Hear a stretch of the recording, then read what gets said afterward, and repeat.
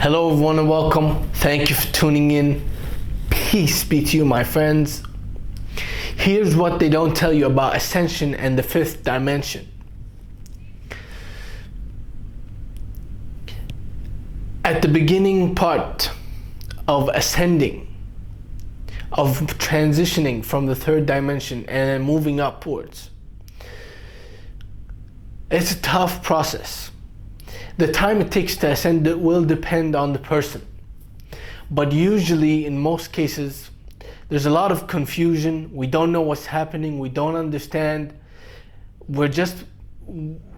Maybe we are interested in spirituality, but we don't know anything about it. We don't have much experience in it.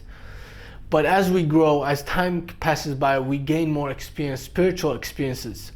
We make mistakes, we learn from them, we grow wiser. Our mind starts to expand. We can discern between what is truthful and what is not truthful. And our hearts will open up. And that is how we get into the fifth dimension from the third dimension. But it can be a really messy and tough process. Depends on the person. So if you're there, just bear with it. Understand that with time, things will get much easier. You will your intuition will help you. You will understand things in a way better way than you do right now. But if you have already passed through the dark night of the soul, so to speak, the messy part, then you are going into the place of unconditional love. And that is what we need to master in this life.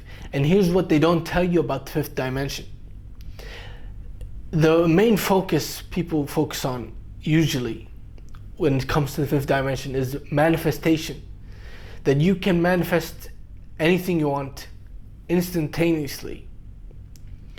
And although that may be true, they don't tell you about the other important things that we have to know about. What happens when you enter into the fifth dimension? First of all, you have peace. You're not suffering as much anymore. Whenever you suffer, you realize something is off and you know how to fix it immediately. You know how to transcend it. You're not controlled by fear anymore. You're not so insecure. You feel secure in who you are. You feel comfortable in your own skin. You feel confident in who you are and what you're doing, whatever you're pursuing. You have a knowing, a clear knowing. Your intuition is strong. And that will make you more confident. And the other thing they don't tell you is that you will feel so much closer to God, to the high power, to source. And this connection is very important because it will define your whole life.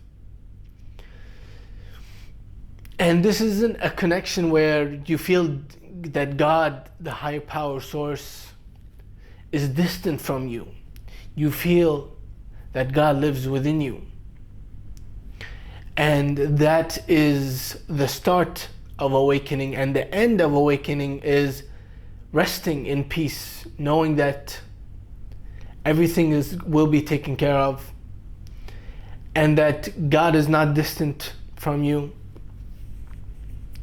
and that you have the power to create what you want and have what you want and be whoever you want to be.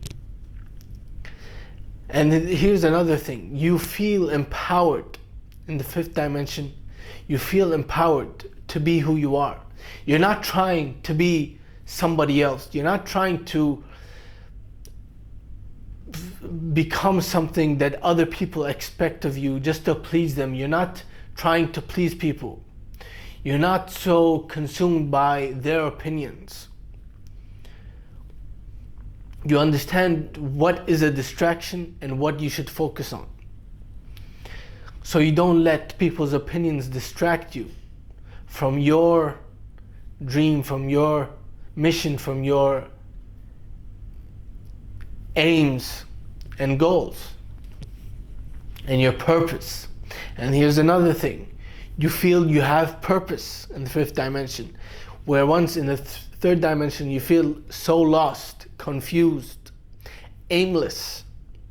But in the fifth dimension, it's like you know what you want. And it may not be in such detail, you know every single thing about you might not know every single thing, but you have a clear vision for yourself. You know what you want.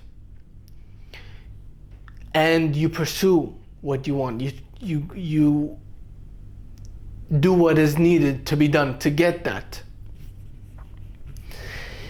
And you're focused on yourself, not in a selfish or narcissistic way, just taking care of yourself in the best way possible, because you deserve it, you need it, and the better you take care of yourself, the better you love yourself, the better you nurture yourself, then the more you can be compassionate, loving, kind to others and bless and help and heal others. That is the thing these are the things that they don't speak about usually. The main focus is always manifest, manifest, manifest. But we can't get carried away in just trying to manifest things. Life isn't just about manifesting and creating. Yes, that is one aspect of life. It has its place. But do not neglect the other important aspects of life. The simplicity and being open, receptive, having complete trust. Not just in yourself, but in the higher power. And understanding who to trust in the world. That is my message for you today. Thank you for listening. Peace. I hope it helps.